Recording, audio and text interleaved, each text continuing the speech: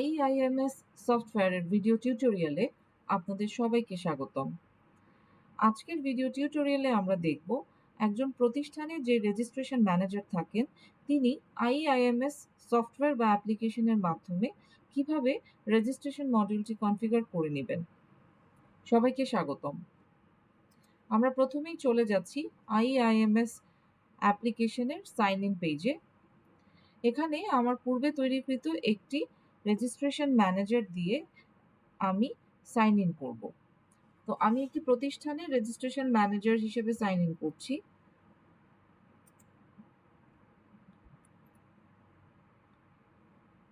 তো আমি এখন Muslim Girls High School and College যে প্রতিষ্ঠানটি আছে তার একজন রেজিস্ট্রেশন ম্যানেজার হিসেবে সাইন ইন করেছি। সাইন ইন করার পরে আমি ড্যাশবোর্ডে উপনীত হয়েছি এবং এখানে দেখতে পাচ্ছি আমরা চলমান শিক্ষাবর্ষ।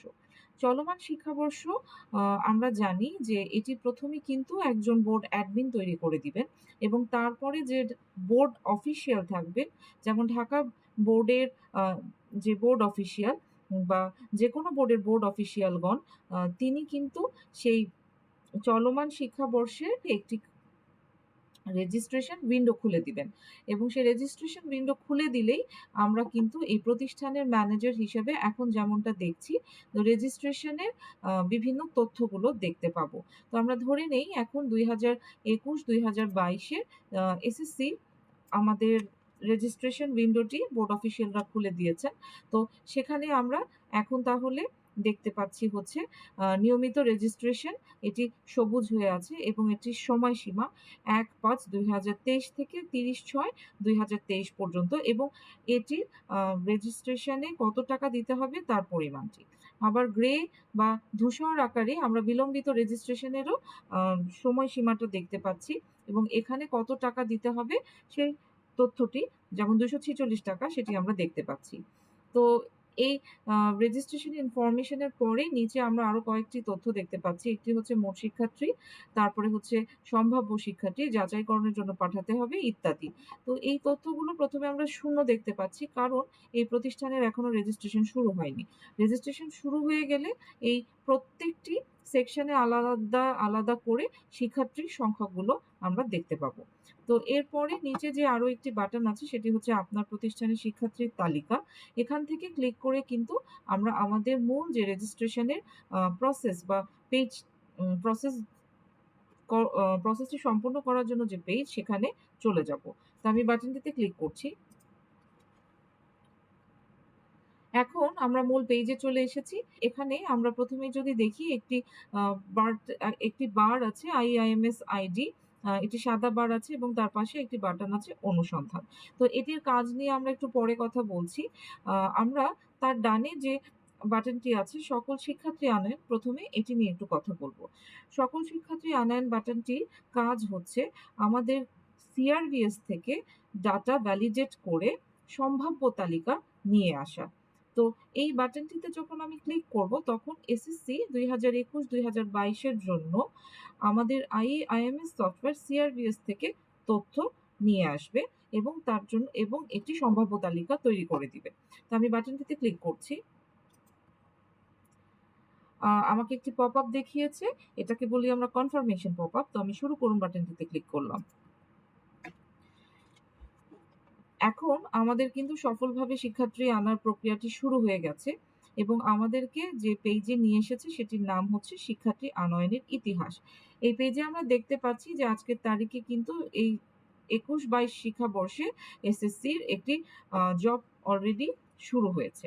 তো এই পেজটিতে আমরা আসলে লগ দেখতে পারবো যে বিভিন্ন রকম জবগুলো কখন শুরু হয়েছে। আর উপরে আরো কিছু আমাদের বাটন আছে, আমরা ক্যালেন্ডারের মতো কিছু বাটন দেখতে পাচ্ছি। এখানে আমরা চাইলে শুরুর সময়, সমাপ্তির সময় ইত্যাদি নির্বাচন করে এই লগ থেকে স্পেসিফিক তথ্য বের করতে পারবো। এছাড়া এই তথ্যগুলোর মধ্যে এসএসসি পরীক্ষার ধরন বা শিক্ষাবর্ষ বা জবের স্টেটাস ইত্যাদি তথ্যগুলো দিয়ে আমরা ফিল্টার করে দেখতে পারবো। ওপরে একটি বাটন আছে রিফ্রেশ করুন। তো ওই রিফ্রেশ করুন বাটনটিতে ক্লিক করলে জবটি এখন বর্তমান অবস্থাটি দেখা যাবে। তো আমি বাটনটিতে ক্লিক করছি। আমার এখন কিন্তু জবের অবস্থাটা দেখাচ্ছে কমপ্লিটেড। তো কাজের অবস্থা বা জবের অবস্থা যেটি চলছিল ব্যাকগ্রাউন্ডে সকল শিক্ষার্থী আনয়নের জন্য সেটি কমপ্লিটেড হয়ে গেছে। তো এখন সিআরভিএস থেকে তাহলে আমরা ডাটা নিয়ে এসেছি। তবে এখানে আমাদের আরো একটি মেসেজ দেখাচ্ছে, সেটি হচ্ছে আপনার প্রতিষ্ঠানের শিক্ষার্থী আনয়নের মধ্যে আপনার নির্বাচিত এসএসসি ২০২১-২২ সেশনে একজন শিক্ষার্থীর তথ্য আনয়ন সম্ভব হয়নি। বিস্তারিত দেখুন। এই বাটনটিতে ক্লিক করলে আমাদেরকে ব্যর্থ জবের ইতিহাসে নিয়ে যাবে। যে আমাদের যে বলেছে সিআরভিএস থেকে ডাটা আনতে পারিনি, তার কারণটি আমরা এই ব্যর্থ জবের ইতিহাসে কিন্তু দেখতে পারবো। এখানে যেমন একটি আইএমআইএস আইডি দেখাচ্ছে, শিক্ষাবর্ষের নাম দেখাচ্ছে এবং একটি কারণ দেখাচ্ছে যে Sumaiya Haque's age is not between 14 and 20 years. তার হচ্ছে এই কারণে সিআরভিএস থেকে তার ডাটাটি সম্ভাব্য তালিকার জন্য আনা সম্ভব হয়নি। তো এটি হচ্ছে মোটামুটি শিক্ষার্থী আনয়নের ইতিহাসের কিছু ডিসকাশন। আমি আবার পূর্ববর্তী বাটনটিতে ক্লিক করলাম। করে আমরা আবার শিক্ষার্থী আনয়নের ইতিহাসে ব্যাক করেছি। তো এখন যদি আমরা ড্যাশবোর্ডে চলে যাই এবং আমাদের যে কাঙ্ক্ষিত শিক্ষাবর্ষ এসএসসি 21-22 বা 2021-22 সেখানে চলে যাই। এখন কিন্তু দেখব সম্ভাব্য শিক্ষার্থীর তালিকা 19-এ চলে এসেছে। তো আমরা এখন আরো ডিটেইলসে দেখব। আমি আবার আপনার প্রতিষ্ঠানের শিক্ষার্থীর তালিকা বাটনে ক্লিক করছি। তো এই যে আমরা এখন দেখব সম্ভাব্য শিক্ষার্থী কিন্তু চলে এসেছে। আর এর সাথে সাথে মোট শিক্ষার্থীও দেখাচ্ছে। মোট শিক্ষার্থীটা আসলে এখানে যতগুলো স্ট্যাটাস আছে সবগুলোর যোগফল হচ্ছে মোট শিক্ষার্থী। সম্ভাব্য শিক্ষার্থীতে যেহেতু সব 19 এবং সবগুলো বাকি তথ্যগুলো 0, এইজন্য এখানে মোট শিক্ষার্থী 19 সবসময় দেখাবে। এখন সম্ভাব্য শিক্ষার্থী বাটনে যদি আমি ক্লিক করি তাহলে নিচে কিন্তু একটি টেবিলে আমাকে সেই সম্ভাব্য শিক্ষার্থীর তালিকাটা দেখাবে। এবং এই তালিকা থেকে যদি আমরা তাকাই তাহলে এই টেবিলের উপরে আমরা দেখব প্রথমে আছে আইএমএস আইডি, তারপরে আছে শিক্ষার্থীর নাম, তারপরে তাদের পিতার নাম, এরপর আছে বদলিকৃত, পরিশোধকৃত, স্ট্যাটাস এবং প্রক্রিয়া। আমি একটু বলি, নাম মানে হচ্ছে শিক্ষার্থীর নাম অবশ্যই, তার পিতার নাম এবং বদলিকৃত আপনাদের এই যদি এই শিক্ষার্থী কোনো বোর্ড থেকে বা কোনো ইন্টারনালি কোনো প্রতিষ্ঠান থেকে বদলি হয়ে আসে তাহলে আমরা এখানে একটি গ্রিন চেক বক্স দেখব এবং আমরা বুঝতে পারবো যে এটি একটি বদলিকৃত শিক্ষার্থী। এরপরে পরিশোধকৃততে আমাদের একটি লাল রং হচ্ছে যে এখনো কিন্তু রেজিস্ট্রেশন শেষ হয়নি এবং এর জন্য কোনো টাকা পেমেন্ট করা হয়নি। এই জন্য এটা এরকম রেড ক্রস দেখাচ্ছে। এছাড়া স্ট্যাটাস দেখাচ্ছে সম্ভাব্য, কারণ এটা মাত্র আমরা সম্ভাব্য হিসেবে নিয়ে এসেছি। তো এখন ডান পাশে প্রক্রিয়া বাটনের নিচে একটি আই আইকন আছে, এটাতে আমরা ক্লিক করে বিস্তারিত পেজে চলে যাব। সম্ভাব্য শিক্ষার্থীর যে তালিকা ছিল সেখান থেকে আমরা আই আইকনে ক্লিক করে শিক্ষার্থীর বিস্তারিত পেজে চলে এসেছি। প্রথমেই দেখাচ্ছে আমাদেরকে রেজিস্ট্রেশন পেমেন্টের তথ্য এবং এই পেমেন্টের স্ট্যাটাসটা দেখাচ্ছে অনাদায়ী। তার সাথে সাথে আমাদের এই রেজিস্ট্রেশনের জন্য আসলে কি ফি এই সেশনের জন্য আমাদের দিতে হবে সেটির ডিটেলসও কিন্তু আমরা দেখিয়ে দিব। আর স্ট্যাটাসটি অনাদায়ী কারণ এখনো পেমেন্টটি সম্পন্ন হয়নি। এরপরে নিচে আছে ব্যক্তিগত তথ্য, এরপরে কিছু রিকোয়ার্ড ইনপুট ফিল্ড আমরা দেখতে পাচ্ছি। তো আমি একটু স্ক্রল করে দেখাই আমাদের রিকোয়ার্ড ইনপুট ফিল্ডগুলো। তো তার নিচে এই রিকোয়ার্ড ইনপুট ফিল্ড হিসাবে ফোন নাম্বার আছে, এরপরে আছে বিভাগ বা মাধ্যম, এরপরে আছে নির্বাচনী বিষয়গুলো এবং ঐচ্ছিক বিষয়। তো এই তথ্যগুলো শিক্ষার্থীর বিস্তারিত পেজ থেকে কিন্তু আমাদের পূরণ করে এখন থেকে পাঠাতে হবে শিক্ষার্থীর কাছে। এটি একটি নতুন আমরা স্টেপ রেখেছি যে যখনই কোনো তথ্য আমরা রেজিস্ট্রেশনের জন্য আমরা সম্পূর্ণ ধরবো তখন এই তথ্যটা একবার স্টুডেন্টের কাছে বা শিক্ষার্থীর কাছে আমরা ভেরিফাই করিয়ে নিয়ে আসব। আর ইনপুট ফিল্ডে ফোন নাম্বারটি যে কারণে রাখা হয়েছে সেটি হচ্ছে এই শিক্ষার্থীর যখনই আমরা ফোন নাম্বারটি লিখে এই তথ্যটি আমরা সংরক্ষণ করুন এবং প্রেরণ বাটনের সামনে দেখাবো, ক্লিক করে শিক্ষার্থীর কাছে পাঠাবো, তখনই তার জন্য কিন্তু এই ফোন নাম্বারে একটি ইনস্ট্রাকশন চলে যাবে এবং ব্যাকএন্ডে এখানে একটি অ্যাকাউন্ট তৈরি হয়ে যাবে শিক্ষার্থীর জন্য। তো ফোনে যে এসএমএস যাবে সেখানে কিন্তু তার ইউজার নেম পাসওয়ার্ড দেয়া থাকবে এবং সে চাইলে ফোন থেকে তথ্যটি ভেরিফাই করে নিতে পারবে। তো এই জন্য আমাদের এখানে ফোন নাম্বার দেয়া হয়েছে। আর বাম পাশে আপনি যদি তাকান দেখবেন যে একটি প্রোফাইলের ছবি দেওয়া আছে। এটি কিন্তু ছবিটি কিন্তু এখনো আপলোড হয়নি। CRDS থেকে আমরা সব তথ্যই নিয়ে আসবো, কিন্তু প্রোফাইলের ছবিটি আমরা নিয়ে আসিনি। কারণ এটি আসলে আ আমাদের রিকোয়ারমেন্টই ছিল যে সবসময় শিক্ষার্থীর যে লেটেস্ট ছবি সেটা আপলোড করতে হবে। এইজন্য প্রোফাইলের ছবিটি আমাদের এই বিস্তারিত পেজে এসে শিক্ষার্থীর আপলোড করে দিতে হবে। আচ্ছা, এরপরে নিচে আছে শিক্ষার্থীর নাম নাফিসা হক এবং তার IMEIS আইডি। এরপরে আছে স্বাক্ষর, এটি কোনো রেকর্ড ফিল্ড নেই। স্বাক্ষর থাকলে এখানে দেয়া যাবে। এখন আমি একে, একে তথ্যগুলো একটু পূরণ করে নিচ্ছি। আমি একটি ফোন নাম্বার লিখে নিচ্ছি।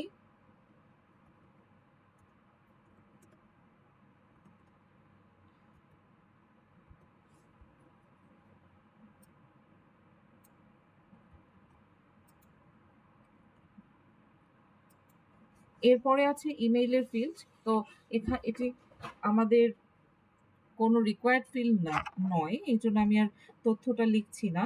এরপরে পূর্ববর্তী বোর্ডের পরীক্ষার তথ্য দেওয়া আছে প্রাতিষ্ঠানিক তথ্যের আন্ডারে। সেটা দেওয়া আছে প্রযোজ্য নহে। যেহেতু JSC পরীক্ষা আগে ছিল এখন আর নেই। তো পূর্ববর্তী বোর্ড পরীক্ষা এজন্য প্রযোজ্য নহে আসছে। এরপরে দেখছি আমরা রেজিস্ট্রেশন নাম্বার নট অ্যাপ্লিকেবল। কারণ হচ্ছে রেজিস্ট্রেশন নাম্বারটা এখনো বসেনি। কারণ আমাদের এখনো পেমেন্ট হয়নি শিক্ষার্থীর, এইজন্য তার কিন্তু রেজিস্ট্রেশন নাম্বারটিও এখনো পড়েনি। পেমেন্ট হয়ে গেলে এখানে অটো রেজিস্ট্রেশন নাম্বারটা চলে আসবে, সেটি আমরা দেখব। এরপরে আছে রেজিস্ট্রেশনের ধরন রেগুলার, এরপর আছে বিভাগ। এখান থেকে আমরা সিলেক্ট করে দিতে পারবো। আমরা যদি চাই যে এই তথ্যটি কি হবে, এখান থেকে যেই বিভাগটি সঠিক সেটি আমরা চাইলে নির্বাচন করে দিতে পারবো। তো আমি ধরে নিলাম সায়েন্স, এরপরে হচ্ছে মাধ্যম বাংলা, এরপরে আছে আবশ্যিক বিষয়, ধর্মীয় বিষয় এবং এরপরে আছে নির্বাচনী বিষয়। তো নির্বাচনী বিষয় থেকে আমাদের নির্বাচনের বিষয় হিসাবে একটি সাবজেক্ট চুজ করে দিতে হবে এবং ঐচ্ছিক বিষয় থেকে একটি ঐচ্ছিক বিষয় সাবজেক্ট চুজ করে দিতে হবে। এরপরে আমাদের এই তথ্যগুলো ফিল আপ করে আমরা চাইলে তথ্যটি সংরক্ষণ করে নিতে পারবো। আমার যেহেতু সবগুলো রিকোয়ার্ড ফিল্ডের তথ্য এখনো দেয়া হয়নি, এইজন্য কিন্তু সবগুলো বাটন আমাদের এখনো, যেমন সংরক্ষণ ও প্রেরণ করুন, যেটার মাধ্যমে আমরা শিক্ষার্থীকে তথ্য পাঠাবো, সেই বাটনটি এখনো আমাদের ব্লু হয়ে ওঠেনি। তো আমরা এই অবস্থায় অর্ধেক তথ্য দিয়ে ড্রাফট বা সংরক্ষণ করে রাখতে পারবো। তো আমি সংরক্ষণ করুন বাটনটিতে ক্লিক করছি। আমার কিন্তু তথ্য সফলভাবে সংরক্ষণ করা হয়ে গেছে। এখন যদি আমি পূর্ববর্তী যে পেজ আছে সেখানে যাই, তাহলে কিন্তু আমরা দেখব যাচাইকরণের জন্য পাঠাতে হবে। এই যে অবস্থা আছে এখানে একটি স্টুডেন্ট দেখাচ্ছে বা শিক্ষার্থী দেখাচ্ছে। আমি এখানে ক্লিক করছি। আমার কিন্তু ক্লিক করার সাথে, সাথে নিচে টেবিলে সেই যে স্টুডেন্টটি তিনি কিন্তু চলে এসেছেন এবং তার স্ট্যাটাস হচ্ছে খসড়া। এখন আমরা চাইলে প্রক্রিয়া বা নিচে যে বাটনটি আছে বিস্তারিত, সেটিতে ক্লিক করে বাকি তথ্য ফিল আপ করে দিতে পারবো। তো আমি শিক্ষার্থীর বিস্তারিত পেজে গিয়েছি। এখন আমরা বাকি তথ্য ফিল আপ করে আ এই স্টুডেন্ট টাকে আমরা আ স্টুডেন্টের কাছে যাচাইয়ের জন্য পাঠিয়ে দিব। তো আমি প্রোফাইল ছবিটিও আপলোড করে দিচ্ছি। এরপরে এখন যদি তাকাই আমরা কিন্তু দেখব সংরক্ষণ প্রেরণ বাটনটি চলে এসেছে। তো আমি এই বাটনে ক্লিক করে এটি স্টুডেন্টের কাছে পাঠিয়ে দিচ্ছি। সফলভাবে সংরক্ষিত হয়েছে এবং শিক্ষার্থীর যাচাইয়ের জন্য প্রেরণ করা হয়েছে। আমরা যদি এখন পূর্ববর্তী পেজে যাই, তাহলে কিন্তু আমরা দেখব এই শিক্ষার্থীটিকে আ নতুন একটি অবস্থায় নেয়া হয়েছে শিক্ষার্থী কর্তৃক যাচাইকরণ এবং অপেক্ষমান। তার মানে এই শিক্ষার্থীটির কাছে কিন্তু সেই ফোন নাম্বারে একটি ইনস্ট্রাকশন চলে গেছে এবং শিক্ষার্থী এখন এই তথ্যগুলো যাচাই করে দিবেন। এখন আমরা শিক্ষার্থী আ কিভাবে যাচাই করবে সে অংশটি দেখে নিব। তো আমি আবার লগ আউট করে শিক্ষার্থীর একটি অ্যাকাউন্ট দিয়ে লগইন করছি। তো আমার পূর্বে তৈরিকৃত শিক্ষার্থীর যে লগইন সেটি আমি ব্যবহার করে নিচ্ছি। আমি সাইন ইন বাটনে ক্লিক করে সাইন ইন করছি। তো শিক্ষার্থীর প্রোফাইলে লগইন করলে কিন্তু শিক্ষার্থীরা সরাসরি তাদের প্রোফাইলেই পৌঁছে যাবে। আমি ট্রেনিং পারপাসে আমি একটি ইন্টারফেস তৈরি করে নিয়েছি, যেখান থেকে আমি IMS আইডি দিয়ে এই তথ্যটি অনুসন্ধান করে যাচ্ছি। আ কিন্তু যখন একজন শিক্ষার্থী আসলে সাইন ইন করবেন, তিনি কিন্তু সরাসরি তার শিক্ষার্থীর বিস্তারিত পেজে চলে আসবেন। তো শিক্ষার্থীর বিস্তারিত পেজে এখন আমরা দেখতে পাচ্ছি রেজিস্ট্রেশনের পেমেন্টের তথ্য অনাদায়ী আছে, যেহেতু রেজিস্ট্রেশনের পেমেন্টটি হয়নি এখনো। আ এছাড়া আছে ব্যক্তিগত তথ্য, পিতার নাম, মাতার নাম। আ এরপরে আছে ফোন নাম্বার, ইমেইল, এবং এসব ফোন নাম্বার, ইমেইলে দেখতে পাচ্ছি একটি চেক বক্স আছে কিন্তু। এরপরে প্রাতিষ্ঠানিক তথ্যতে যদি আমরা যাই, তো এখানে তার প্রতিষ্ঠানের নাম, শ্রেণী, বিভাগ, শিফট, কিন্তু এগুলো সবই রিড অনলি মোডে আছে। পূর্ববর্তী পরীক্ষা, এছাড়া রেজিস্ট্রেশনের তথ্যের মধ্যে বিভাগ বা মাধ্যমে একটি চেক বক্স আছে। এরপরে আবশ্যিক বিষয় এবং ধর্মীয় বিষয়, এরপরে আছে নির্বাচনী বিষয়, ঐচ্ছিক বিষয়, এখানেও আবার চেক বক্স আছে। তো এই যে তথ্যগুলা, এই তথ্যগুলো যদি এখন রেজিস্ট্রেশন ম্যানেজার যে শিক্ষার্থীর কাছে পাঠিয়েছেন, এগুলো যদি কোনো সংশোধনের আর কোনো প্রয়োজন না হয়, তাহলে শিক্ষার্থী কোনো সংশোধন প্রয়োজন নেই এই বাটনটিতে ক্লিক করবেন। আর যদি শিক্ষার্থী মনে করেন যে না, তার সমস্ত তথ্য ভুল, তাহলে কিন্তু তিনি এই যে নিচে আরেকটি বাটন আছে, সেগুলো সংশোধন প্রয়োজন আ বাটনটিতে ক্লিক করলে সেই তথ্যগুলোকে ভেরিফিকেশনের জন্য আবার রেজিস্ট্রেশন ম্যানেজারের কাছে প্রতিষ্ঠানে পাঠাতে পারবেন। তো আমরা সেই অংশটি একটু দেখব। তো আমি ধরে নিলাম যে আমার প্রোফাইলের ছবি, ফোন নাম্বার, ইমেইল, তারপর হচ্ছে বিভাগ, আ মাধ্যম, এই দুটো আবার নির্বাচন করলে স্বয়ংক্রিয়ভাবে নির্বাচনী বিষয়, ঐচ্ছিক বিষয়, সেগুলো নির্বাচন হয়ে যাবে। তো এগুলো সবকিছুই ভেরিফিকেশন দরকার। তো আমি সেজন্য সংশোধন প্রয়োজন বাটনটিতে ক্লিক করছি। করার পরে আমার এই যে আরো একটি পেজে নিয়ে এসেছে। এখানে বলছে প্রয়োজনীয় সংশোধনগুলি করুন এবং অনুমোদনের জন্য প্রতিষ্ঠানে জমা দিন। এখানে আমরা যদি দেখব সংশোধনসমূহ কি, সেটার একটা সামারির মতো দেখাচ্ছে। প্রথমেই আছে আপনার প্রোফাইল ছবি পরিবর্তন করতে আপনার প্রতিষ্ঠানের সাথে যোগাযোগ করুন। তার মানে প্রোফাইলের ছবিটা কিন্তু আপনি সংশোধন করে এখান থেকে দিতে পারবেন না। শিক্ষার্থী নিজে দিতে পারবে না। এটা প্রতিষ্ঠানে যোগাযোগ করে তার কাছে দিয়ে সংশোধন করিয়ে নিতে হবে। মানে নতুন ছবিটা সেখানে দিতে হবে। আবার ফোন নাম্বারে আ যদি আপনার পরিবর্তন করতে হয়, তাহলে আবার এখানে যে ইনপুট ফিল্ড আছে, এখানে দিয়ে দিলেই হবে। তো আমি ধরে নিলাম নতুন আমার যে ফোন নাম্বারটি, সেটি হচ্ছে আ এটা, এবং ফোন নাম্বার নিশ্চিত করুন বাটনটিতে ক্লিক করে আমাদের ফোন নাম্বারটিকে নিশ্চিত করে নিতে হবে। তো আমি আবার পুনরায় ফোন নাম্বারটি লিখে নিচ্ছি, এবং ইমেইল আমি দিয়েছিলাম। তো ইমেইলের জন্য আমি একটি ইমেইল লিখে নেব।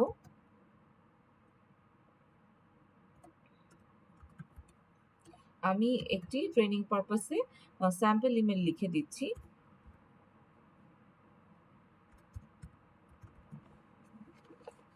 এরপরে মাধ্যম, আ বিভাগ, আমি ধরে নিলাম আমার মাধ্যম ঠিক আছে, কিন্তু বিভাগ হচ্ছে আমার সায়েন্স দেওয়া, আমার আসলে হিউম্যানিটিজ হবে। সেই অনুযায়ী নির্বাচনী বিষয়টি আমি এখান থেকে নির্বাচন করে দিব।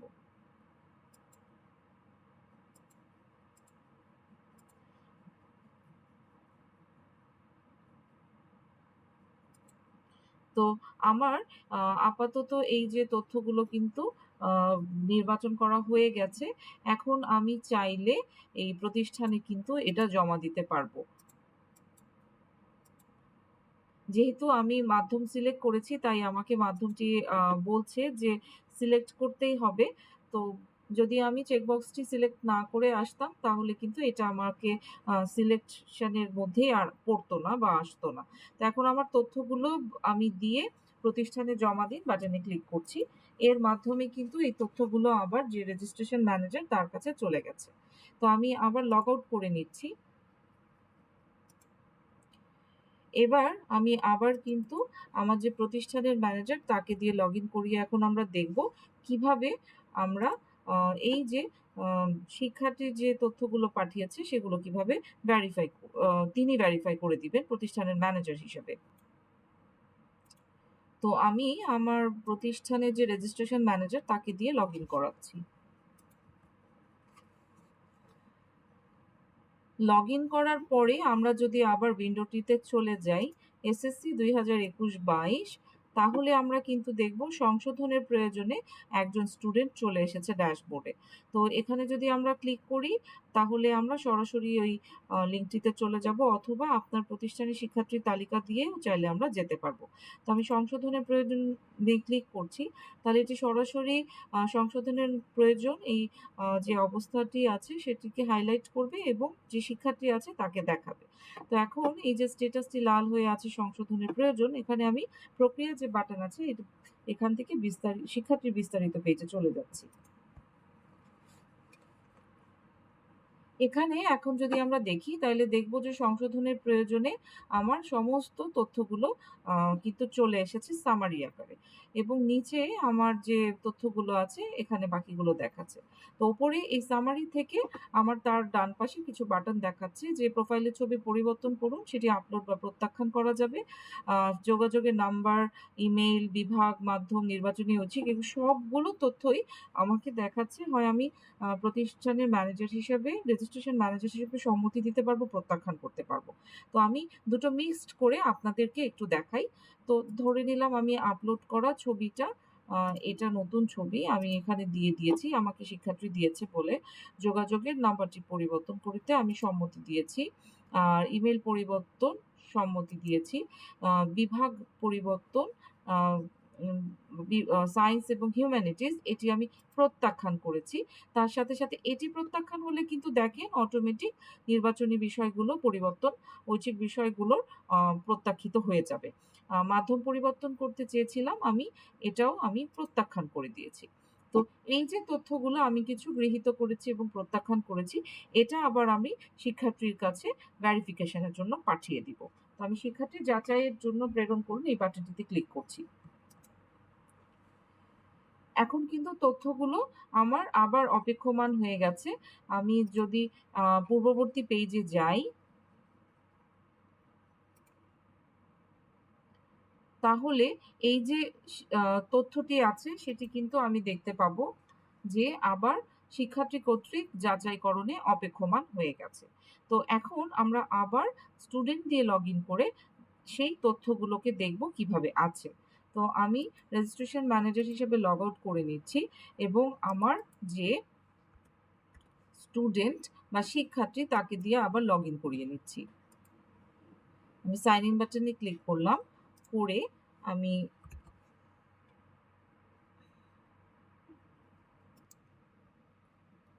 আমি আমার যে শিক্ষার্থীর IMIS আইডি আছে সেটি দিয়ে আবার সেই শিক্ষার্থীর বিস্তারিত পেজে চলে যাচ্ছি, এবং এখানে আমি কিন্তু আমার তথ্যগুলোকে আবার যে তিনি যে আপলোড করে দিয়েছেন এবং বাকি তথ্যগুলোকে উনি যেমন বিভাগটি কিন্তু আবার সায়েন্স চলে এসেছে এবং সেই অনুযায়ী নির্বাচনী বিষয়, ঐচ্ছিক বিষয় চলে এসেছে, সেটি আমরা আবার দেখতে পাচ্ছি।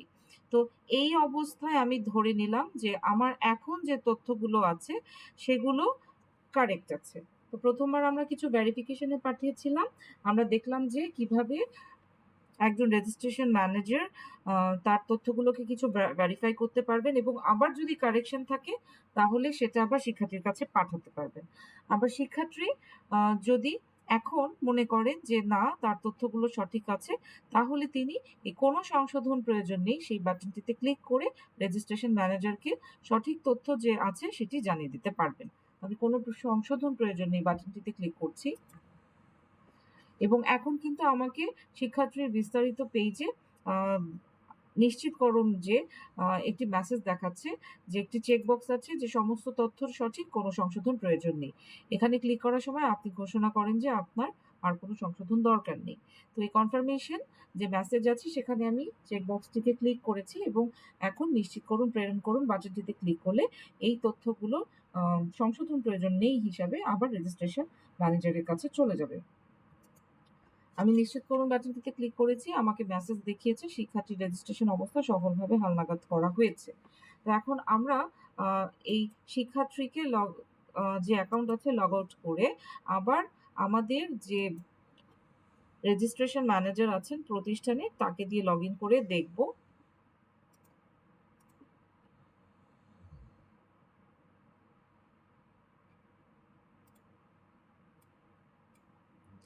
এই যে শিক্ষার্থী দ্বারা যাচাইকৃত এই অংশে কিন্তু আমাদের শিক্ষার্থীটি চলে এসেছে। আমি ক্লিক করছি। ক্লিক করলে সরাসরি আমাদের শিক্ষার্থী দ্বারা যাচাইকৃত এটি হাইলাইট হয়ে তার নিচে যে টেবিল আছে সেখানে কিন্তু এই তথ্যগুলো চলে আসবে। তো এই অবস্থায় এই তথ্যগুলোকে কিন্তু আমরা ডাউনলোডও করে নিতে পারবো। পেমেন্টের জন্য পাঠানোর আগে আমাদের শিক্ষার্থী দ্বারা যাচাইকৃত কতজন আছে সেই তথ্যগুলো কিন্তু আমরা চাইলে ডাউনলোড করে পিডিএফ আকারে ডাউনলোড করে নিতে পারবো। তো আমি আরও কিছু তথ্য সুবিধার জন্য আপনাদেরকে দেখাচ্ছি যে পেমেন্টের জন্য পাঠানোর আগে যতগুলো তথ্য আছে সেগুলো কিন্তু একত্রে আমরা পিডিএফ আকারে ডাউনলোড করতে পারি। তো আমরা কিছু তথ্য অলরেডি নিয়ে আসলাম আপনাদের দেখাবার জন্য।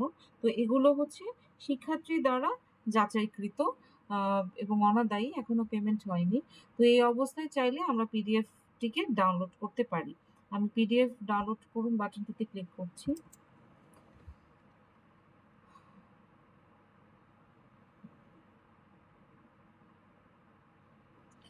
আমার ফাইলটি ডাউনলোড হয়েছে। আমি একটু ওপেন করে দেখাই। এই যেখানে কিন্তু আমার বিভিন্ন রকম তথ্যগুলো রিপোর্টটি ডাউনলোড হয়ে দেখিয়েছে। তো এরপরে এখন যদি আমরা আবার ড্যাশবোর্ডে যাই তাহলে দেখব আমার শিক্ষার্থী দ্বারা যাচাইকৃততে কিছু শিক্ষার্থী কিন্তু চলে এসেছে। এদেরকে তাইলে আমি চাইলে একসাথে এখন পেমেন্টের জন্য পাঠিয়ে দিতে পারি। এই অংশটিতে একটু খেয়াল করুন। এই তথ্যগুলো যাচাইকৃত, এগুলো একসাথে যদি আমরা সিলেক্ট করতে চাই তাহলে এই যে সিলেক্ট যে বাটন আছে এখান থেকে কিন্তু select from all pages, select all from current page, unselect all ইত্যাদি তথ্য আমরা নিতে পারবো। তো সিলেক্ট ফ্রম অল পেজেস দিলে কিন্তু সবগুলো তথ্য একসাথে আমার সিলেক্ট হয়ে যাবে এবং এদেরকে এই যে পেমেন্টের জন্য নির্বাচিত করে দিচ্ছি। আমাকে কনফার্মেশন পপআপ দেখাচ্ছে। আমি চাইলে হ্যাঁ বা না বাটনটিতে ক্লিক করতে পারি। না যদি ক্লিক করি তাহলে কিন্তু যদি ভুলে আমাদের ক্লিক পড়ে যায় তাহলে না বাটনে ক্লিক করলে কিন্তু এরা পেমেন্ট কিউতে যাবে না। আর যদি হ্যাঁ করতে চাই তাহলে আমার এই যে কনফার্মেশন পপআপটি আবার আসবে। আমি হ্যাঁ বাটনে ক্লিক করছি। তাহলে এই তথ্যগুলো কিন্তু এখন আমাদের পেমেন্টের জন্য পেমেন্ট কিউতে চলে গেছে। তো এই যে পেমেন্ট কিউতে কিন্তু এখন তথ্যগুলো আছে। আমি এই লিঙ্কটিতে যদি ক্লিক করি তাহলে আমার যে তথ্যগুলো সেগুলো কিন্তু পেমেন্ট কিউয়ের নিচে দেখাবে। পেমেন্ট কিউতে যখন দেখাচ্ছে তখন এই টেবিল চার্টে থেকে আমরা তথ্য কিন্তু আবার পেমেন্ট করুনে পাঠাতে পারবো। একটা কথা মনে রাখতে হবে, পেমেন্ট কিউতে যখন চলে আসবে এরপরে যখন আমরা পেমেন্ট করুনে পাঠাবো এ পর্যন্ত যত শিক্ষার্থী আছে সেগুলো কিন্তু ব্যাচে চলে যাবে। তো এখানে যেমন আর কিন্তু কোনো চেকবক্স নেই, এই জন্য আমরা এই তথ্যগুলো কিন্তু ব্যাচে পাঠাচ্ছি। তো আমি পেমেন্ট করুন বাটনটিতে ক্লিক করছি। করার সাথে সাথে কিন্তু আমার এই যে পেমেন্ট করুনের একটি পেজে এসেছে এবং এখান থেকে চাইলে এখন আমরা পেমেন্টটি করে দিতে পারবো। আমি পেমেন্ট করুন বাটনটিতে এখন ক্লিক করছি। কনফার্মেশন পপআপে দিচ্ছি।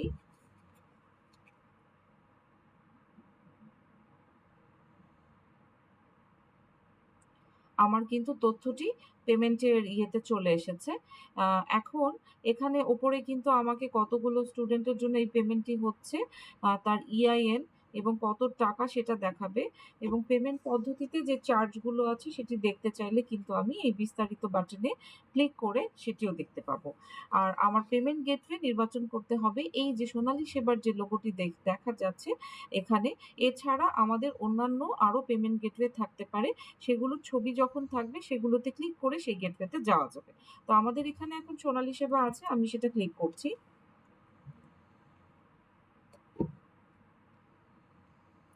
সোনালী সেবাতে ক্লিক করার পরে কিন্তু আমাদের পেমেন্ট গেটওয়েতে চলে এসেছে। এখন চাইলে আমি অ্যাকাউন্টে পেমেন্ট করতে পারি বা কাউন্টারে পেমেন্ট করতে পারি। যেহেতু আমাদের কাউন্টার পেমেন্ট বেশি হয় এই জন্য আমি কাউন্টার পেমেন্ট করে দেখাচ্ছি। আমি কনফার্ম বাটনটিতে ক্লিক করছি।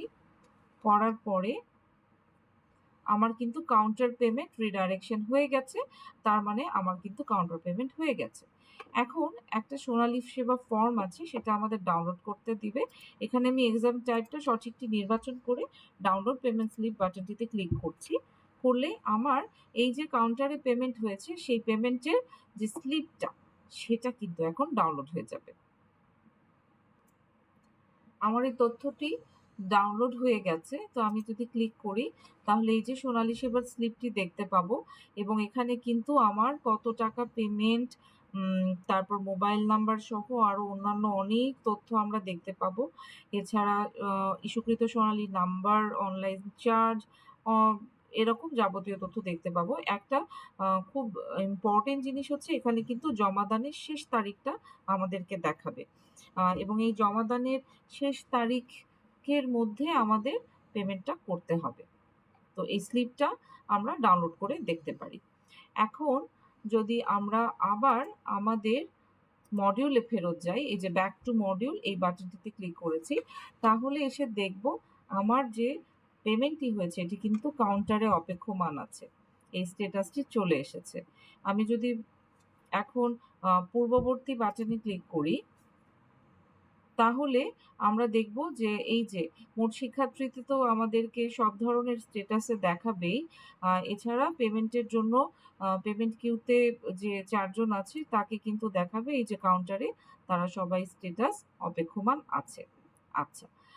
এই অবস্থায় একটা জিনিস আমি আপনাদেরকে একটু দেখাবো যে পেমেন্ট কিউতে বা কাউন্টারে অপেক্ষমান যখন স্ট্যাটাসে থেকে যাবে, যেহেতু আসলে পেমেন্ট কিউতে এখনো দেখাচ্ছে কারণ এদের পেমেন্টটা এখনো ক্লিয়ার হয়নি। তো এই অবস্থায় কিন্তু আমরা এই স্ট্যাটাসে যখন থাকবে তখন কিন্তু আমরা এই নতুন করে আবার পেমেন্টের জন্য স্টুডেন্টদেরকে কিউতে পাঠাতে পারবো না। এই ব্যাচে আপনাদের জন্য যেটা হবে, এখানে তো অনেক স্টুডেন্ট থাকবে। তো সবার পেমেন্টগুলো যখন ক্লিয়ার হয়ে যাবে তখন আবার আপনি পেমেন্ট কিউতে তথ্য পাঠাতে পারবেন। আচ্ছা, এখন আমরা এই যে পেমেন্টের জন্য অপেক্ষমান যখন থাকবে এই তথ্যটা আসলে ব্যাংকে আমরা কি করেছি, কাউন্টারে স্লিপ জমা দিয়ে এসেছি। আমরা জানি যে ব্যাংকে টাকাটা জমা হতে কিন্তু ১ থেকে ২ দিন সময় লাগে।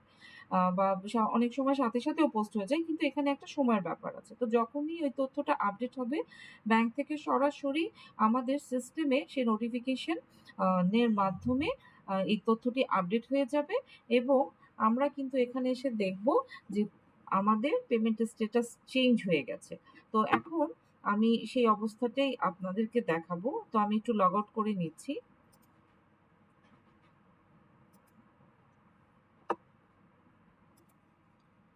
ধরে নিচ্ছি যে আমাদের এই তথ্যটি কিন্তু কাউন্টারে জমা হয়ে যাওয়ার পরে ব্যাংক থেকে রিজলভ হয়ে গেছে এবং টাকাটি যে রিসিভ হয়েছে সেই তথ্যটি ব্যাংকে আপডেট হয়ে গেছে এবং আমাদের সিস্টেম রিসিভ করে নিয়েছে। তো তারপরে আপনি আবার প্রতিষ্ঠান ম্যানেজার হিসেবে লগ ইন করছেন। তো আমি সাইন ইন করছি।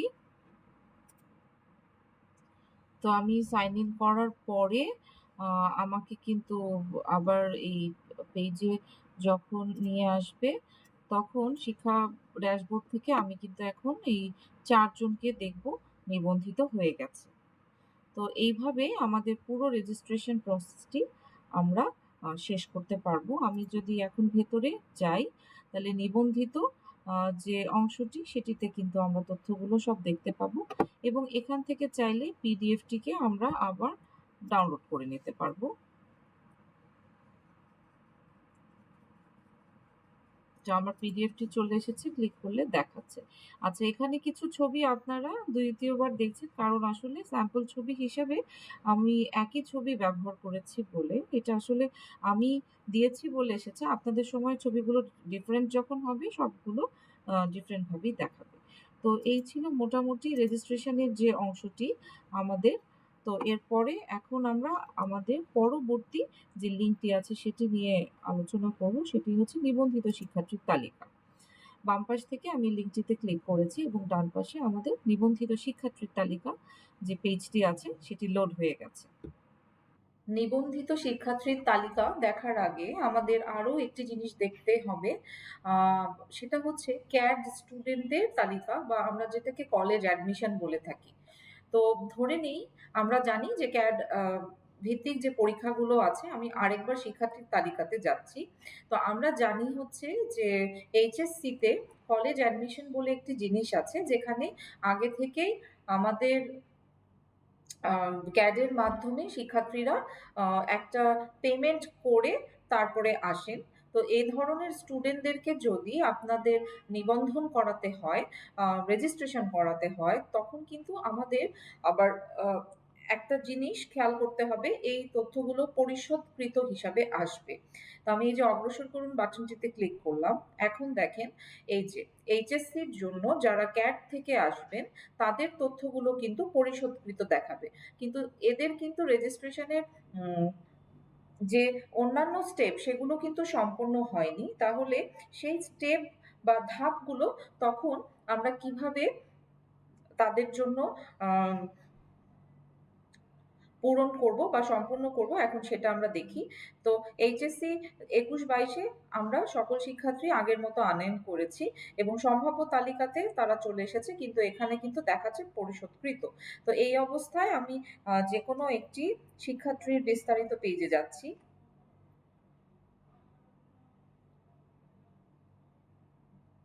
তো এই যে শিক্ষার্থীর বিস্তারিত পেজে চলে এসেছি, এখন ওপরের দিক যদি দেখি তাহলে দেখব কিন্তু আমরা এদেরকে পরিশোধকৃত দেখাচ্ছে।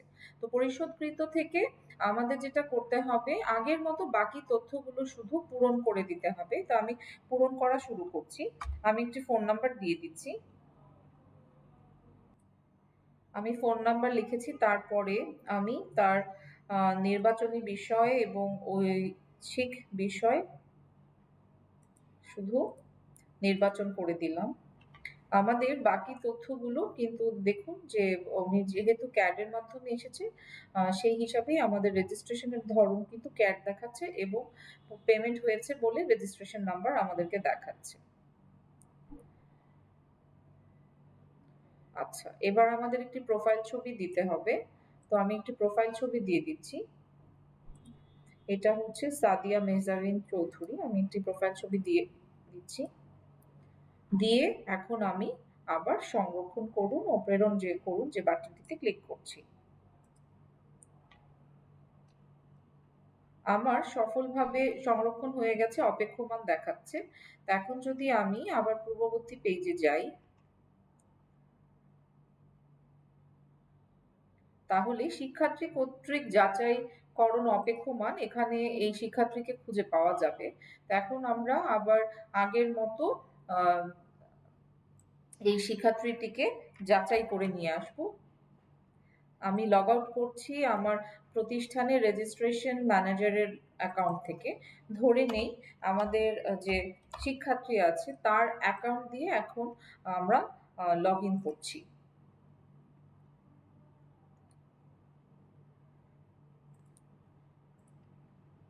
তো আমি তার অ্যাকাউন্ট দিয়ে লগ ইন করবো। এই যে আমরা শিক্ষার্থীর প্রোফাইলে চলে এসেছি। শিক্ষার্থীর প্রোফাইলে ঢুকলে তিনি কিন্তু সরাসরি আমাদের শিক্ষার্থীর বিস্তারিত পেজেই চলে যাবেন। আমি আসলে এখানে যেটা করেছি, আমি আমার সুবিধার জন্য এখানে কিছু ডাটা একসাথে একটা অ্যাকাউন্ট দিয়ে দেখার জন্য একটা ডিরেকশন পেজ তৈরি করে নিয়েছি।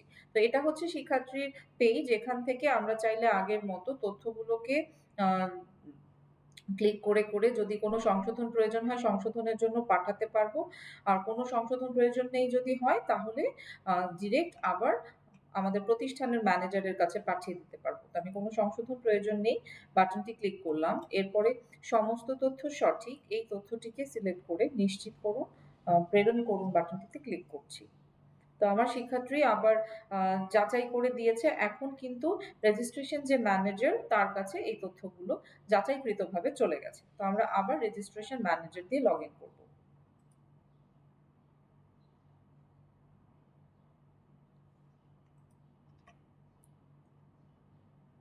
আচ্ছা, এখন যদি আমরা এইচএসসি যে টা দেখছিলাম আর কি, সেখানে যদি যাই, এই যে শিক্ষার্থী দ্বারা যাচাইকৃত এখানে কিন্তু চলে আসবে শিক্ষার্থীর দ্বারা যাচাইকৃত পরিশোধকৃত এই কথাটি মধ্যে এই লিঙ্কটির ভেতরে এখন আমি এই যে শিক্ষার্থী তাকে খুঁজে পাবো এর আগে যেটা হচ্ছিল শিক্ষার্থী দ্বারা যাচাইকৃত অনাদায়ীতে চলে যাচ্ছিল ক্যাডার স্টুডেন্টরা পরিশোধকৃত ভাবে যেহেতু আসবে যাচাইয়ের পরে সরাসরি এই লিঙ্কটি পরিশোধকৃততে চলে আসবে এখান থেকে এখন তাদের শুধু একটাই স্টেপ বোর্ডে জমা দিন এই বাটনটিতে ক্লিক করতে হবে হ্যাঁ বাটনটিতে ক্লিক করছি তাহলেই কিন্তু তারা নিবন্ধিত হয়ে যাবে এই যে এখন কিন্তু তাদের স্ট্যাটাসটা নিবন্ধিত হয়ে গেছে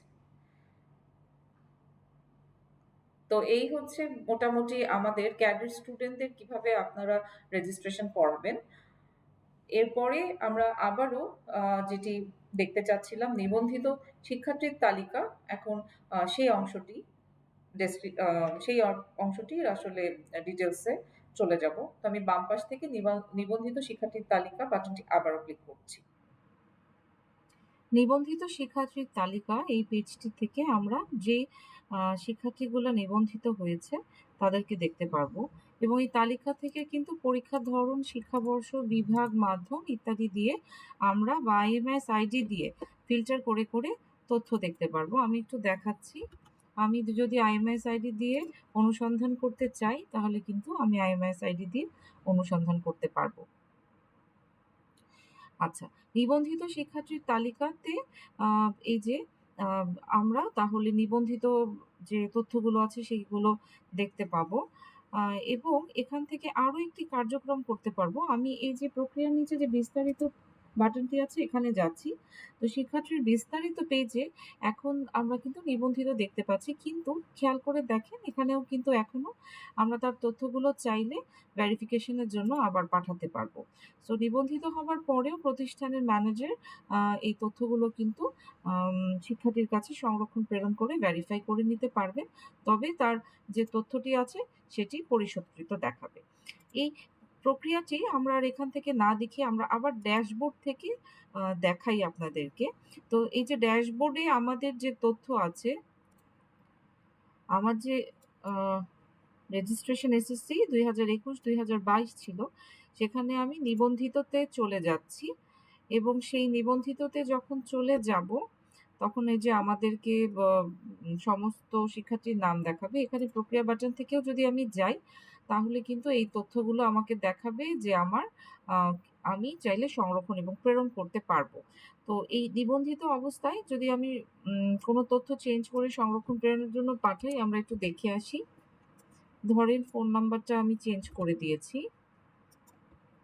তাহলে কিন্তু একইভাবে তার কাছে আবার সেই তথ্য যাবে এবং সে চাইলে তথ্য ভেরিফাই করার জন্য নতুন ফোন নাম্বার দিয়ে সে তথ্যগুলোকে ভেরিফাই করে দিতে পারবে ফোনেই তো এখন ধরে নিলাম আমার কিছু তথ্য আপডেট হয়েছে তো আমি আবার সেই তথ্যটিকে আপডেট করে স্টুডেন্টের ভেরিফিকেশনের জন্য পাঠিয়ে দিচ্ছি আমি নির্বাচনী বিষয়গুলো চেঞ্জ করে ঐচ্ছিক বিষয়টাকে চেঞ্জ করে আবার সংরক্ষণ প্রেরণ করে দিচ্ছি তো সংরক্ষণ প্রেরণ করার পরে এখন আবার স্টুডেন্ট এটাকে ভেরিফাই করে দিবে কিন্তু সবসময় এটা খেয়াল রাখবেন যে এই তথ্যটা কিন্তু পরিশোধকৃতই থাকবে তো আমি আবার ইভান দিয়ে একটুখানি আপনাদেরকে দেখিয়ে দিচ্ছি আমার যে স্টুডেন্ট ছিল তার লগ দিয়ে আমি আবার সাইন ইন করে নিচ্ছি সাইন ইন করার আগে আমাদের আরও একটা জিনিস একটু খেয়াল করতে হবে আরও কিছু স্ট্যাটাস আমি আরেকবার আপনাদেরকে আমার যে রেজিস্ট্রেশন ম্যানেজার সেটি দিয়ে একটু দেখিয়ে আসি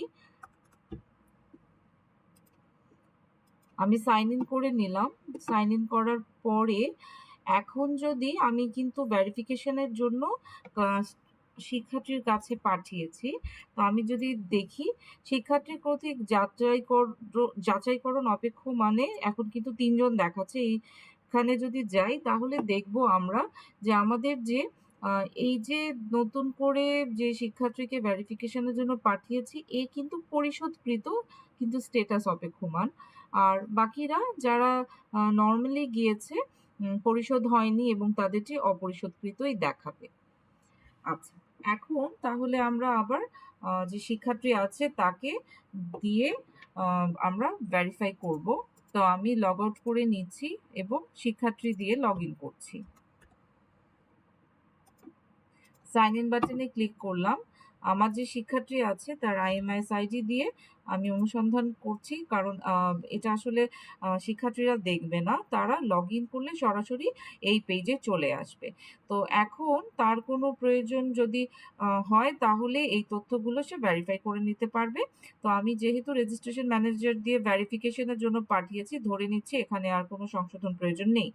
আমি যদি থাকে তাহলে সংশোধন প্রয়োজন বাটনটিতে ক্লিক করে আমরা আবার রেজিস্ট্রেশন ম্যানেজারের কাছে গৃহীত করে আবার এখানে স্টুডেন্টের কাছে পাঠানো হবে এবং স্টুডেন্ট বা শিক্ষার্থী এসে আবার কোনো সংশোধন প্রয়োজন নিয়ে এটা মার্ক করে প্রসেসটিকে সম্পন্ন করবেন।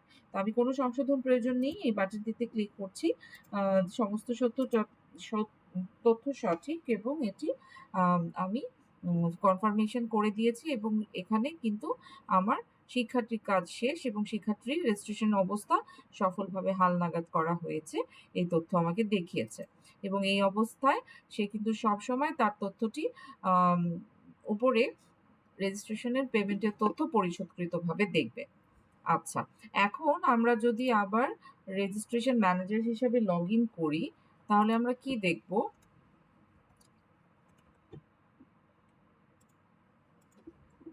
আমরা রেজিস্ট্রেশন ম্যানেজার হিসেবে লগ ইন করলে আমরা যেটা দেখতে পাবো সেটা হচ্ছে আমাদের আবার যে রেজিস্ট্রেশনের শিক্ষাবর্ষটি আছে সেখানে যদি যাই তাহলে দেখব শিক্ষার্থীর দ্বারা যাচাইকৃততে চলে এসেছে। এখানে একটা জিনিস খেয়াল করে দেখেন, শিক্ষার্থী দ্বারা যাচাইকৃত যেটি আছে সেখানে পরিশোধকৃত যেখানে থাকবে সেখানে এই তথ্যটি চলে আসবে।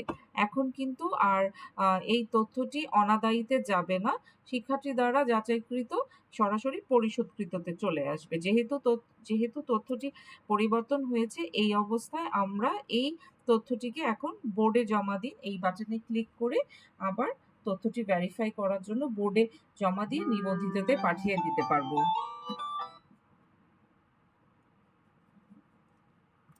তো আমি বোর্ডে জমা দিন বাটনে ক্লিক করছি, সাথে সাথে আমার কিন্তু এই তথ্যটি নিবন্ধিততে চলে এসেছে। তো এই হচ্ছে মোটামুটি আমাদের IIMS এর রেজিস্ট্রেশন প্রসেসটি। এখানে আমরা আরো দুটো প্রসেস সম্পর্কে একটু জেনে আসি। সেটা হচ্ছে আমরা প্রথমে বলেছিলাম যে অনুসন্ধান বাটন নিয়ে আমরা কথা বলবো। তো আমি সম্ভাব্য শিক্ষার্থী এখান থেকে আপনাদের দুটো জিনিস দেখাবো। সেটি হচ্ছে ধরে নিলাম কোনো কারণে কোনো CRBS থেকে কোনো তথ্য এসেছে যেটি সঠিক নয়, অথবা কোনো স্টুডেন্ট বা শিক্ষার্থী আছে যারা যাদের তথ্য আসলে ভুলভাবে চলে এসেছে। তো যেকোনো অবস্থায় আমরা চাইলে এই শিক্ষার্থীর তথ্যটি কিন্তু সম্ভাব্য তালিকা থেকে বা অন্য জায়গা থেকে সরাতে পারবো। তো আমরা সম্ভাব্য যে শিক্ষার্থী সেখান থেকে একটু দেখি। তো আমি চলে গেলাম একটি শিক্ষার্থীর বিস্তারিত পেজে। এই যেখানে যে অপসারণ বাটনটি আছে এটি যদি আমরা ক্লিক করি তাহলেই কিন্তু আমাদের একটি সতর্কতা দেখাবে এবং হ্যাঁতে ক্লিক করলে এই তথ্যটি কিন্তু সম্ভাব্য তালিকা থেকে সরে যাবে এবং এই যে 13 থেকে দেখেন 12 হয়ে গেছে। তো আমরা আরো একটি আইডি নিয়ে দেখছি অপসারণের জন্য। আমরা এই সময় একটা আইডি আসলে একটু কপি করে রাখি। এই তথ্যটাও আমরা অপসারণ করে ফেলছি। অপসারণ বাটনে ক্লিক করে হ্যাঁ বাটনে ক্লিক করলাম। আমার কিন্তু এই যে মোট শিক্ষার্থী দেখেন আরো একটি কমে গেছে এবং সম্ভাব্য শিক্ষার্থী থেকে চলে গেছে। তো আমি এভাবে চাইলে রেজিস্ট্রেশনের জন্য যারা চলে এসেছে ভুলক্রমে বা কোনো কারণে তাদেরকে যদি অপসারণ করতে হয় তাহলে এই তালিকাগুলো থেকে তাদেরকে অপসারণ করে দিতে পারবো। আচ্ছা, এখন ওপরে যে আবার একটি অংশ আছে এটি হচ্ছে আপনি যদি কোনো IMAS আইডি মিসিং থাকে, শিক্ষার্থীর তথ্য মিসিং থাকে তাহলে আবার তাদেরকে কিন্তু আপনি যোগ করে দিতে পারবেন। তো আমি এখানে যেমন IMAS আইডিটি লিখছি, লিখে যদি অনুসন্ধান করি তাহলে এই যে প্রথমে কিন্তু আমাকে শিক্ষার্থীর তথ্য দেখাবে এবং এখানে যদি আমি অগ্রসর বাটনটিতে ক্লিক করি তাহলে আমার এই তথ্যটি কিন্তু আবার সম্ভাব্য তালিকায় চলে আসবে। তো এই যে আমার মোট শিক্ষার্থী এবং সম্ভাব্য শিক্ষার্থী দুটোই কিন্তু সংখ্যা বেড়ে গেছে। তাহলে আমরা অনুসন্ধান করে আ এই বাচেন থেকে IMSID ম্যানুয়ালি চাইলে সম্ভাব্য তালিকায় যোগ করে নিতে পারবো। আর প্রতিটি সেকশনেই যখন আপনি ক্লিক করবেন আমাদের নিচে কিন্তু তালিকাটি আসবে এবং এই তালিকাগুলোর ওপরে কিন্তু বিভিন্ন ধরনের ফিল্টার দিয়ে আপনি তথ্যগুলো আ আপনি দেখতে পারবেন। যেমন প্রত্যেকটি অবস্থাতে যেমন সম্ভাব্য শিক্ষার্থীতে যদি যান দেখবেন এখানে বিভাগ দিয়ে ভার্সন দিয়ে IMSID দিয়ে আপনি অনুসন্ধান করতে পারবেন। আবার যাচাইকরণে পাঠাতে হবে এখানেও কিন্তু গ্রুপ দিয়ে ভার্সন দিয়ে IMSID এরকম প্রতিটি অবস্থাতেই এটি একটি স্পেসিফিক জেনারেল একটা আমাদের ফিচার যে এই তালিকাগুলো থেকে আমরা যখন অনেক ডেটা থাকবে আমরা কিন্তু গ্রুপ ভার্সন বা IMSID প্রয়োজনে চাইলে এগুলো দিয়ে তথ্য অনুসন্ধান করে নিতে পারবো। তো এরপরে আ আমাদের বাম পাশে আরো একটি লিঙ্ক আছে। এটি নিয়ে আমরা একটু আলোচনা করব। এটি হচ্ছে অর্থপ্রদান ইতিহাস। তো অর্থপ্রদান ইতিহাস থেকে কিন্তু আমরা চাইলে অর্থপ্রদানের যে ট্রান্সেকশন গুলো হয়েছে সেই তথ্যগুলোকে দেখতে পাবো। এই টেবিলটাতে আবার একটি ফিল্টার আছে সেখানে পরীক্ষার ধরন, শিক্ষাবর্ষ, স্ট্যাটাস বা রেফারেন্স আইডি নাম্বার অর্থপ্রদানের যে রেফারেন্স আইডি সেটি দিয়ে আমরা চাইলে আ তথ্যগুলোকে খুঁজেও বের করতে পারবো। এরপরে যে স্ট্যাটাসটি দেখাবে সেগুলো আমরা অর্থপ্রদানের বিভিন্ন স্ট্যাটাস আমরা এখানে দেখতে পারবো। এখানে যদি যেসব স্ট্যাটাস দেখা যাবে সেগুলো হচ্ছে অপেক্ষমান, কাউন্টারে অপেক্ষমান, ব্যর্থ, বাতিল, সম্পন্ন। যদি আপনার ট্রান্সেকশনটি হয়ে থাকে কিন্তু কোনো কারণে আ ব্যাংকে অপেক্ষমান থাকে তাহলে এই যে ট্রান্সেকশনটি এই ট্রান্সেকশনের তথ্যটি অপেক্ষমান দেখাবে।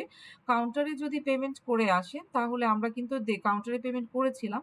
তখন যদি অর্থপ্রদান ইতিহাসে আসতাম তাহলে দেখতাম এটি কাউন্টার পেমেন্ট হয়ে আছে। কোনো কারণে ব্যর্থ হলে ব্যর্থ হবে। আর যদি আপনি বাতিল করতে চান তাহলে বাতিল হয়ে গেলে স্ট্যাটাসটি বাতিল দেখাবে, সম্পন্ন হয়ে গেলে সম্পন্ন দেখাবে। বাতিলের যে অংশটি সেটি আমি একটু বলে দিচ্ছি। বাতিল করতে হলে আসলে ধরে নেন আপনার এখানে কাউন্টারে অপেক্ষমান কোনো তথ্য আছে যে ট্রান্সেকশন এখনো হয়নি। রেজিস্ট্রেশনের মেয়াদটিও শেষ হয়ে গেছে। তখন আপনি চাইলে এই ট্রান্সেকশনে বাটনটিতে ক্লিক করে বিস্তারিত পেজ থেকে আপনি এখানে একটি বাতিল করার অপশন পাবেন এবং সেখান থেকে আপনি বাতিল করে নিতে পারবেন। এই অংশটি আমাদের আ এখানে আসলে তথ্যটি বাতিল করার মতো নেই বলে আমি আর দেখাতে পারছি না। কিন্তু এটা আমাদের ইউজার ম্যানুয়ালেও কভার করা আছে যে আপনি কিন্তু এখান থেকে তখন বাতিল করে নিতে পারবেন। আর অর্থপ্রদানের ইতিহাসে প্রত্যেকটি ট্রান্সেকশনের রোতে যখন আপনি ঢুকবেন এভাবে সেই ট্রান্সেকশনে কতগুলো শিক্ষার্থী আছে তার সংখ্যা আপনি দেখতে পাবেন। এছাড়া এই ট্রান্সেকশনে ভ্যাট, গেটওয়ে চার্জ মোট পরিশোধিত সেই ইনফরমেশনটা আপনি দেখতে পাবেন। পিডিএফ বাটনটি ক্লিক করে আপনি এই পেমেন্টের যে তথ্যটি সেটি স্লিপটি ডাউনলোড করে নিতে পারবেন। এই ছিল মোটামুটি আমাদের একজন রেজিস্ট্রেশন ম্যানেজার কি দেখবেন এবং কিভাবে আমাদের রেজিস্ট্রেশন প্রসেসটি তার প্রতিষ্ঠানের জন্য সম্পন্ন করবেন। তো ধন্যবাদ সবাইকে আ এতক্ষণ সাথে থাকবার জন্য। আ নেক্সট ভিডিও টিউটোরিয়ালে আবার দেখা হবে।